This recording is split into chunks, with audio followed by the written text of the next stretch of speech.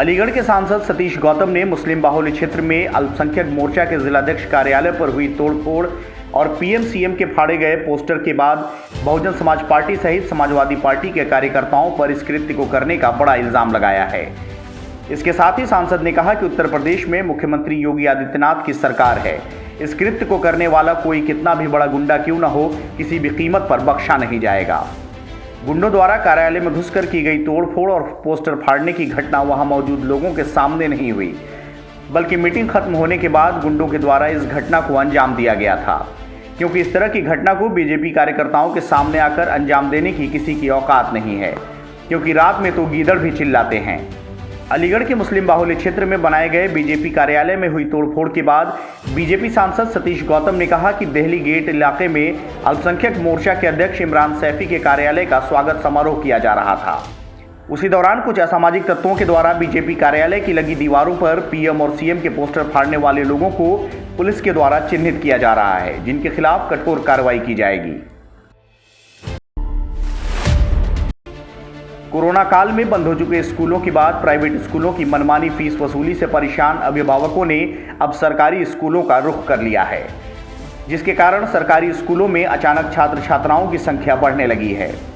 अचानक बढ़ी छात्र छात्राओं की संख्या के चलते विद्यालय प्रशासन को अन्य व्यवस्थाओं को लेकर मुश्किलों का सामना करना पड़ रहा है। दरअसल कोरोना काल में सभी शिक्षण संस्थान को शासन के आदेश पर बंद कर दिया गया था, लेकिन निजी विद्यालयों ने ऑनलाइन पद्धति के जरिए पठन पाठन जारी रखा, जिसके एवज में अभिभावकों की जेब भी ढीली करनी पड़ी। इसीलिए तीसरे लहर के संभावित खतरे और दोबारा विद्यालय बंद होने की आशंका के चलते अभिभावक सरकारी विद्यालयों का रुख कर रहे हैं, जिसके चलते विद्यालय प्रशासन को कई दिक्कतों का सामना करना पड़ रहा है, चाहे बात बच्चों के मध्याह्न भोजन की हो या छात्र छात्राओं के बैठने के इंतजाम की। अध्यापन से जुड़े टीचरों की व्यवस्था की कमी कहीं न कहीं अब सरकारी स्कूल के सामने चुनौती बनकर खड़ी हो रही है। रामलीला के अध्यक्ष सुभाष मलिक बॉबी अयोध्या पहुंचे। उन्होंने रामलीला स्थल का जायजा लिया और हनुमानगढ़ी में दर्शन पूजन किया। उन्होंने कहा कि पिछले वर्ष उत्तर प्रदेश के मुख्यमंत्री योगी आदित्यनाथ और संस्कृति मंत्री के आशीर्वाद व सहयोग से अयोध्या की रामलीला ने सारे रिकॉर्ड तोड़े थे और प्रभु श्री राम के भक्तों ने दुनिया के कोने कोने में बैठकर अयोध्या की रामलीला को देखा था। पिछले वर्ष से भी ज्यादा सुंदर अयोध्या की रामलीला इस वर्ष होगी। इस मौके पर अयोध्या की रामलीला के जनरल सेक्रेटरी और क्रिएटिव डायरेक्टर शुभम मलिक ने बताया कि आने वाली 14 तारीख को भूमि पूजन में कई बीजेपी के सीनियर नेता और बीजेपी सांसद आ रहे हैं।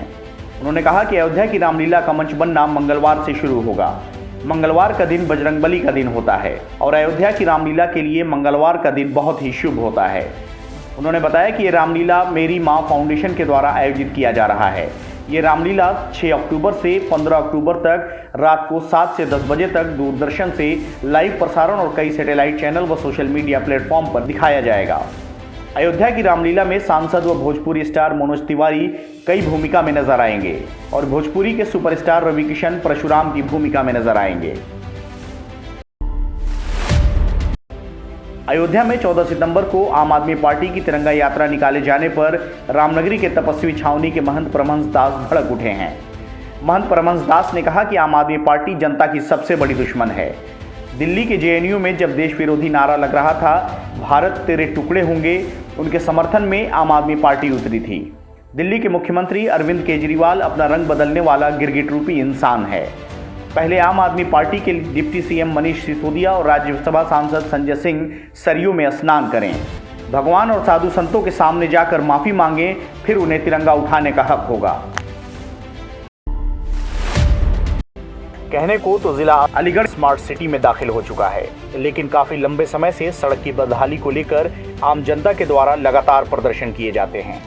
वहीं विपक्ष के द्वारा भी सड़कों की बदहाली को लेकर तमाम बार कटाक्ष करते हुए प्रदर्शन किए गए हैं, लेकिन मौजूदा सरकार के द्वारा गड्ढा मुक्त अभियान का सपना महज कागजों में सिमट कर रह गया है।